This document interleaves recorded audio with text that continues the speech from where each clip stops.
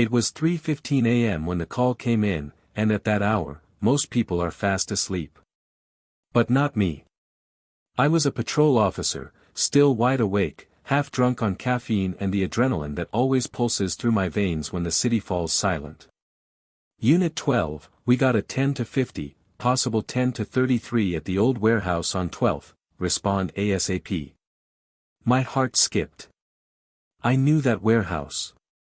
The place had been abandoned for years, but every now and then, rumors swirl. People go in, kids, thrill seekers, but they don't always come out. They say it's haunted, but I don't believe in that crap. Or at least, I didn't. I glanced at my partner, Michael. He raised an eyebrow, already grabbing his flashlight and gearing up. "Let's get this over with," he muttered. "It's gonna be one of those nights." The old streets looked like they always did, drenched in a grayish fog, the kind that seemed to suck the life out of everything around it. We pulled up near the warehouse, the sound of the engine humming like a low growl in the dead quiet. There were no signs of movement, but I could feel something off. I always thought I had a good instinct for these things, but as I stepped out of the car, it hit me hard. The cold didn't feel natural. It wasn't the crisp air of a late-night shift. It was wrong. Like the chill of something that shouldn't be there. "You hear that?" Michael's voice snapped me out of my thoughts. I paused. There was a faint sound.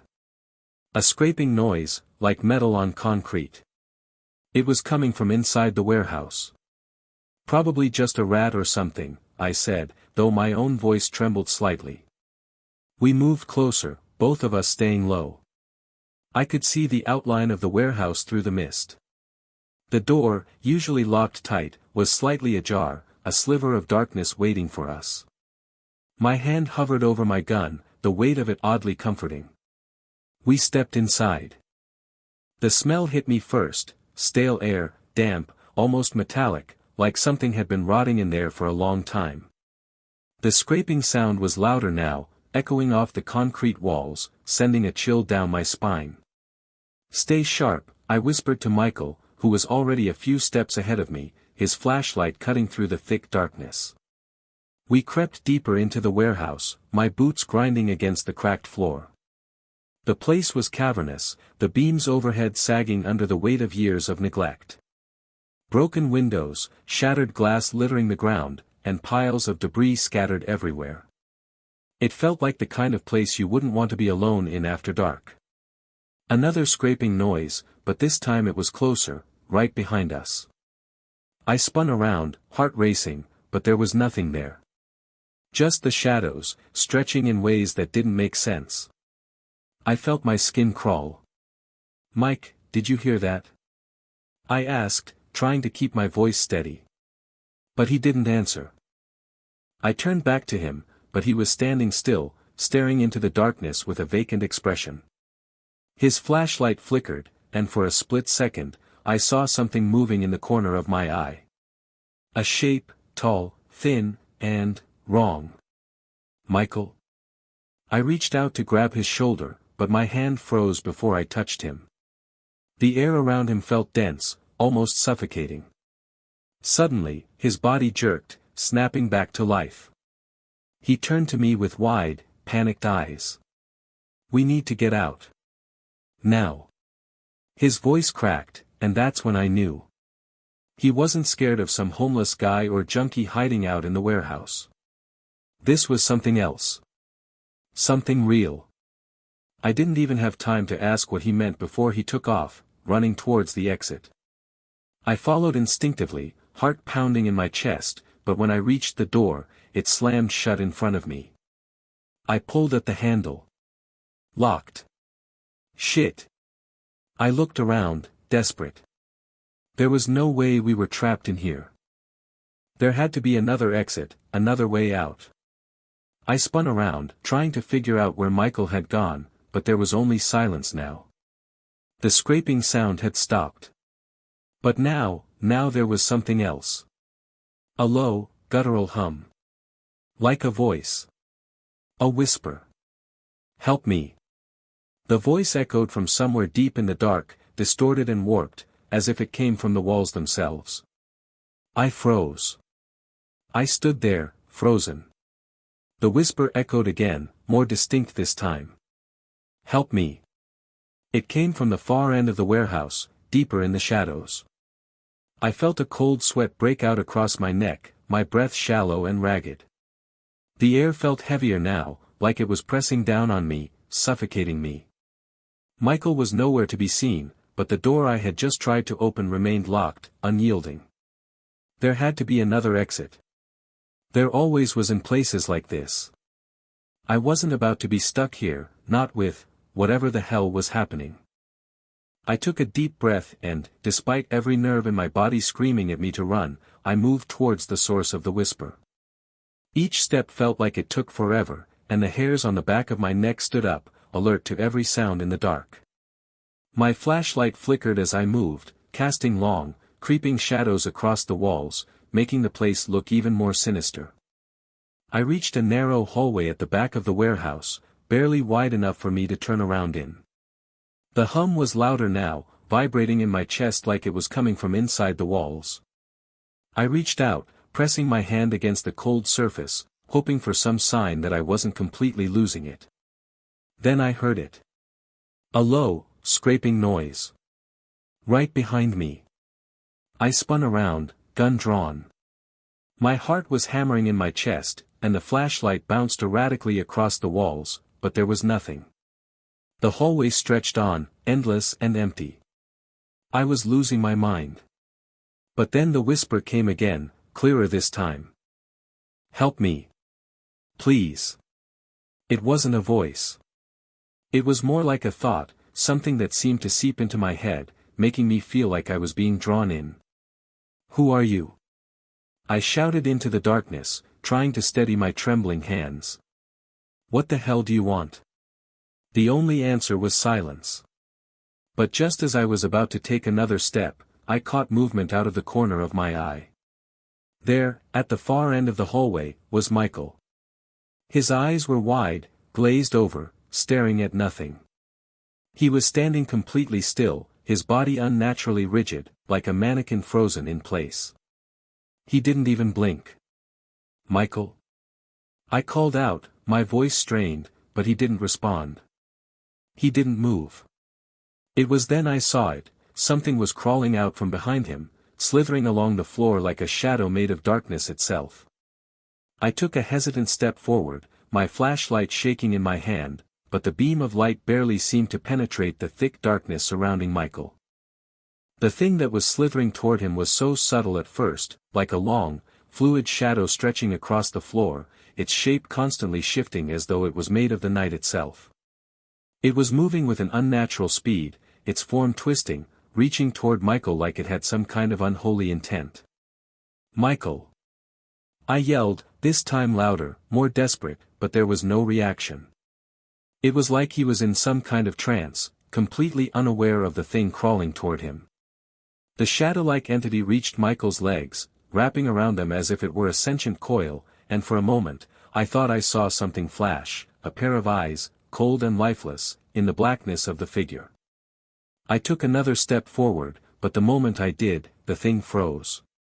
The air became thick and charged, like a static charge building up. The hairs on my neck stood on end, and I could feel the weight of it pressing down on me. My heart was pounding so loud it drowned out everything else. I was suffocating, trapped in some kind of invisible vice. "Michael!" I screamed, but still, he didn't move. I couldn't just leave him there, even though every instinct in me told me to run, get out, get to safety. I wasn't thinking clearly anymore. The darkness seemed to be alive, pressing in from all sides, and I knew that if I didn't do something, we'd both be swallowed by it. I sprinted forward, grabbing Michael by the shoulders and shaking him violently. "Mike, come on, snap out of it." Suddenly, his body jerked, his head snapping up to look at me with wide, unblinking eyes. But there was nothing human in them. No recognition. Just pure, unrelenting emptiness. Before I could react, he opened his mouth, but it wasn't his voice that came out. It was a distorted, rasping hiss. "Get out, leave this place." And then, in the blink of an eye, the thing, whatever it was, wrapped itself around Michael's torso, dragging him backward into the shadows. His body spasmed, his mouth opened in a silent scream, but there was nothing I could do. I was paralyzed, watching him vanish into the dark. Then, all at once, the warehouse seemed to come alive. The floor beneath me vibrated with some unseen force. The walls groaned, and the whispering voices returned, louder now, all around me.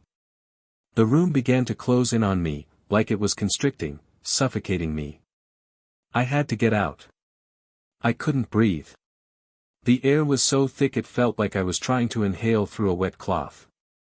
I staggered back, trying to take control of my body, my thoughts, but everything was spinning. The whispering voices were getting louder, filling every corner, crawling into my skull, making me feel like I was losing my mind. "Get out, leave this place." I heard Michael's voice again, but it wasn't him. It was something else, twisted and hollow.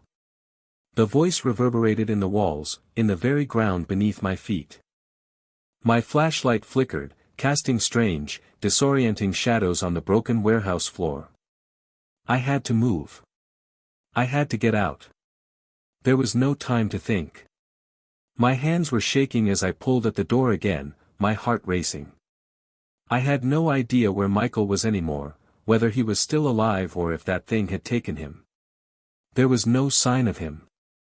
No sound, no movement. Just darkness. The door remained locked, but then I remembered something. The back exit. The one I had passed earlier. It was a long shot, but it was all I had. I turned, running without thinking. My footsteps echoed in the cavernous space, the sound of my boots scraping against the cold concrete more deafening than the whispers now. I didn't care if I was running toward more danger. I didn't care about anything except getting the hell out of there.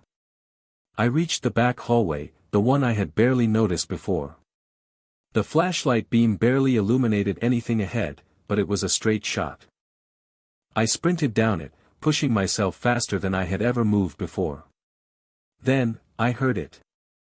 A loud crash, followed by a shriek that sent chills down my spine. I whipped around, but the corridor behind me was empty. Nothing but the darkness, stretching out like an endless void. I couldn't stop. I couldn't let whatever that thing was catch me. I had no idea what it was, but I knew one thing for sure, it wasn't human. I reached the back door. It was rusted, the metal groaning as I shoved against it with all my strength. Finally, the door creaked open, and a burst of cold night air hit me. The city was still silent, but it didn't matter. The warehouse was behind me now, and I had to get as far away as possible.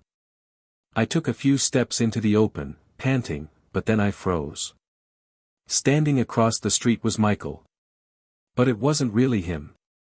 His body was bent at an impossible angle, his arms hanging limply at his sides. His face, or what was left of it, was a distorted mask, eyes sunken and hollow, lips pulled back in an eerie grin. He wasn't looking at me. He was looking past me, into the darkness of the warehouse. And then I heard it, low, quiet, but unmistakable. The sound of footsteps. Slow, deliberate. Someone, or something, was coming. I felt my legs freeze as I stared at Michael, or what was left of him. The figure in front of me was a shell, a grotesque imitation of the man who had once been my partner. His body trembled unnaturally, his movements jerking like a marionette. That horrifying, grinless smile stretched wider as he slowly raised his head, and his hollow eyes met mine. But it wasn't Michael's soul looking at me. It was something far worse, something that had overtaken him. The hair on the back of my neck stood on end as an overwhelming, instinctual terror gripped my chest. "Run," Michael's voice rasped, but it wasn't his. The words crawled out of him, like something dragging itself across my skin. I couldn't tear my eyes away, and for a moment, I just stood there. It felt like the entire world had stopped. But then, slowly, I began to hear the footsteps behind me again, getting closer. Each step made the ground tremble beneath me, the sound of something heavy moving toward me with an unnatural slowness. I spun around, looking for any escape route. My heart pounded in my ears, the blood rushing in my head, drowning out the whispers that still echoed from the warehouse. It was too much. I had to get away. I ran, tearing my eyes away from Michael's twisted form. But just as I was about to bolt down the alley, I heard it again. A voice, low and menacing, sliding into my mind. "You can't escape." I stumbled, my feet tangling, and I fell hard onto the cold asphalt. The flash of pain cut through me, but it wasn't enough to stop the dread that had settled like a weight on my chest. Something was closing in on me, and I could feel it in the very air I breathed. The footsteps behind me were louder now, almost deafening. It was too close. I scrambled to my feet, my heart hammering faster, louder, as if it, too, was trying to outrun whatever was pursuing me. As I turned back toward the alley, I saw him, Michael, moving inhumanly fast, his twisted form chasing me down. He was no longer human. His body contorted as he sped toward me, his arms outstretched, fingers curled like claws, reaching for me. I didn't look back. I couldn't. My legs were carrying me on pure instinct, the world blurring around me. The sound of Michael's distorted breath, mixed with the heavy thuds of something else chasing behind him, echoed in my mind. I ran. And I ran. The sound of the chase faded for a moment, but I knew it wasn't over. The fear didn't stop. It was in my bones, in my soul, gnawing at me as I bolted through the streets. Finally, I saw a light in the distance, headlights cutting through the dark. A car. I was so close. I had no choice. I dove toward the street, waving my arms, shouting for help. The car screeched to a halt in front of me, and the door flew open. A man, terrified but willing to help, reached out and pulled me inside. I slammed the door shut, panting, blood pumping in my ears, but as the car sped away from the warehouse, I looked through the rearview mirror. There was nothing. But then, just as I thought I was safe, I saw something flicker in the reflection. A shadow. A twisted face. And Michael's hollow, lifeless eyes staring back at me. The car sped through the dark streets, the tires screeching against the pavement, but no matter how fast we went, the fear didn't fade. My heart was still pounding in my chest, my hands slick with sweat, and every time I glanced out the rearview mirror, I half expected to see Michael, or whatever was left of him, right behind us, chasing us, coming for me. But the streets remained empty. The darkness outside seemed to press against the windows, as though trying to keep the truth hidden from view. The man driving, a stranger whose name I hadn't even asked, kept glancing nervously at me, unsure of what had just happened, but he didn't say anything. He didn't need to. I could feel the terror in his silence. He was as trapped in the moment as I was. The road stretched on, the headlights casting long shadows on the deserted street. "Are you okay?" he asked, breaking the silence after what felt like an eternity. I couldn't answer. How could I? How could I explain what I had just seen? The grotesque thing that had taken Michael. The whispers, the feeling of being hunted by something I couldn't even comprehend. I was numb. My mouth felt dry, like I had swallowed gravel. I couldn't speak. The car finally came to a stop at a red light, and for a split second, I thought I saw movement in the darkness ahead. A figure, standing still at the edge of the street. It was just a fleeting shadow, and the light turned green, but I couldn't shake the feeling that it had been more than a trick of the eyes. "Let's just get out of here," I muttered under my breath, barely recognizing my own voice. It sounded distant, like it was coming from someone else. The driver nodded, and we kept going. We passed the outskirts of town, heading into the residential area. But even here, in the relative safety of streetlights and houses, I couldn't shake the feeling that something was wrong. Something had followed us. I looked out the side window again. And there it was, a figure moving swiftly through the darkness, too fast, too fluid to be human. It was tall, too tall, like it was gliding along the ground instead of walking. "Stop the car!" I shouted, panic rising in my throat. "Stop the damn car!" The driver slammed on the brakes, but before we could even process what was happening, the car was jolted forward. A heavy weight crashed against the back of it, sending us both forward in our seats. I gasped, heart pounding. Something had slammed into the car, something big, something that wasn't supposed to be there. I whipped my head around, but the rearview mirror was empty. The car was now eerily still. I didn't care if the driver was scared. I didn't care about anything anymore. I knew I wasn't getting out of this without facing it. The thing that had taken Michael, the thing that had haunted this place, was still out there. And it wasn't finished with me. The car lurched forward again, but this time I felt it. The heavy weight pushing against the back, forcing us forward as if some unseen hand was trying to pull us into the depths of the night. I could hear the rattling of the trunk, the sounds of metal scraping against metal. Whatever it was there. The driver panicked, slamming his foot on the gas pedal. "What the hell is that?" he shouted, his voice trembling with fear. I didn't answer. I couldn't. I knew exactly what it was. It was the thing from the warehouse, the shadow that had taken Michael. It was here, with us, and it wasn't going to stop until it had me. I looked around, desperate. We were still on a quiet road, but it felt like we were miles away from safety. The streets were empty, and the houses on either side were dark, lifeless. No one was awake. No one was there to help. "Stop the car!" I screamed again, but the driver was too far gone in his own panic to hear me. He was looking in the rearview mirror, his hands trembling on the wheel. I turned to look, just in time to see it, a shadow, moving fast, crossing the street behind us, too large to be a person. It was gaining on us. My heart hammered in my chest as I reached for the door handle, my mind spinning with a single thought: I have to get out. I have to survive. But the moment I touched the handle, the car was slammed again, this time harder. The entire vehicle jerked to the side, throwing me against the door. I gasped, my breath stolen by the force of the impact. My head spun as I tried to regain my bearings, but the shadow in the rearview mirror was getting closer, and closer. The driver screamed, his voice high-pitched and frantic. "What the hell is that?"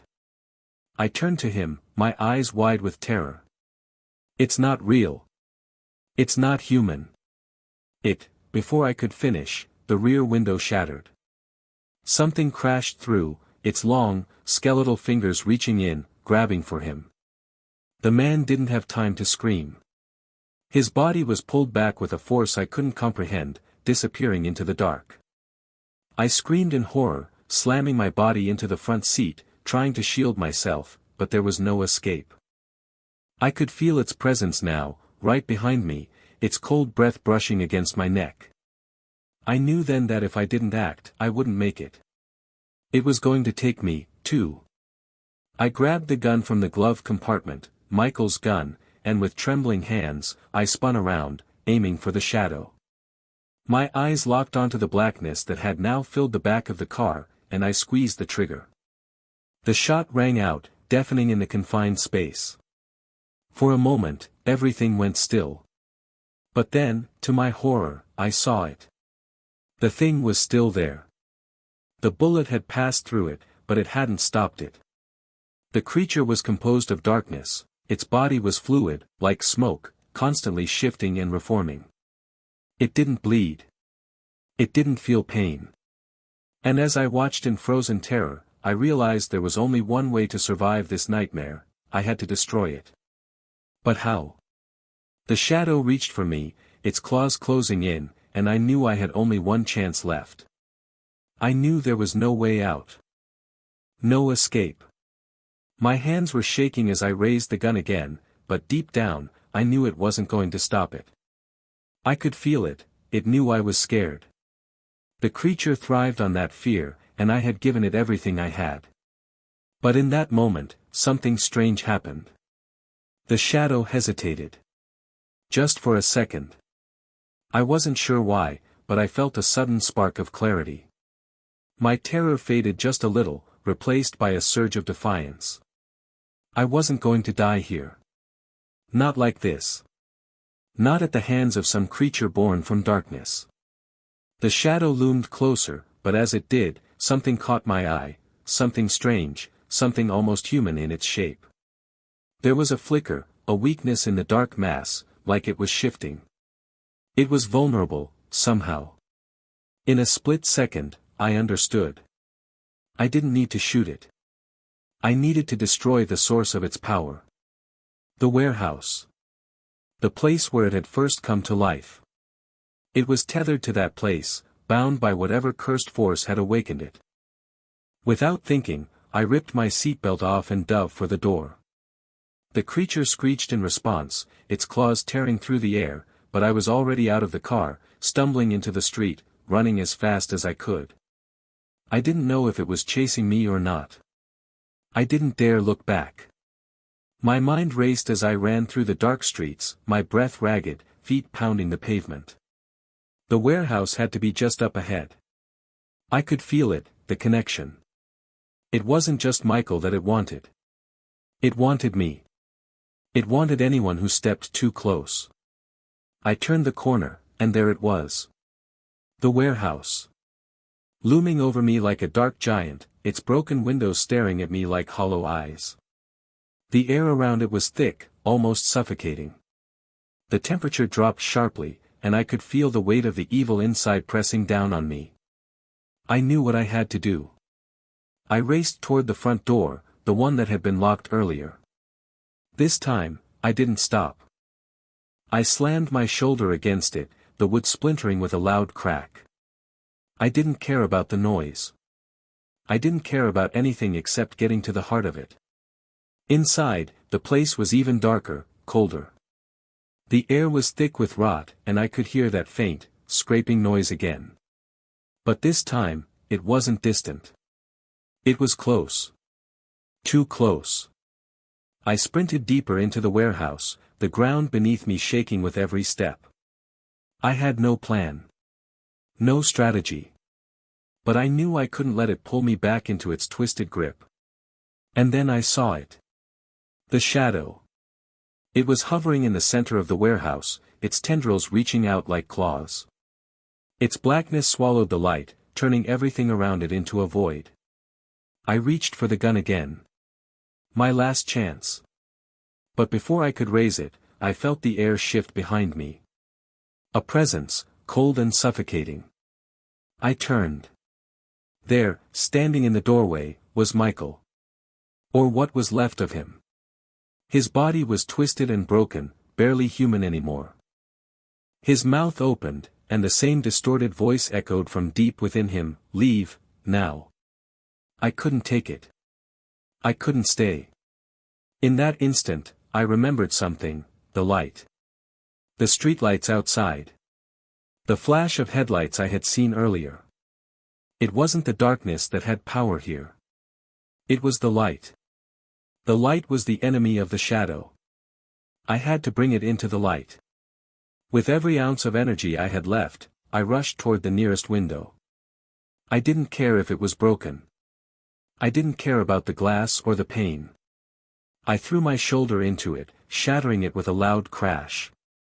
And then, nothing. The darkness recoiled. It hesitated. For one brief, final moment, it seemed to shrink back, as if it was being pulled away by something far beyond my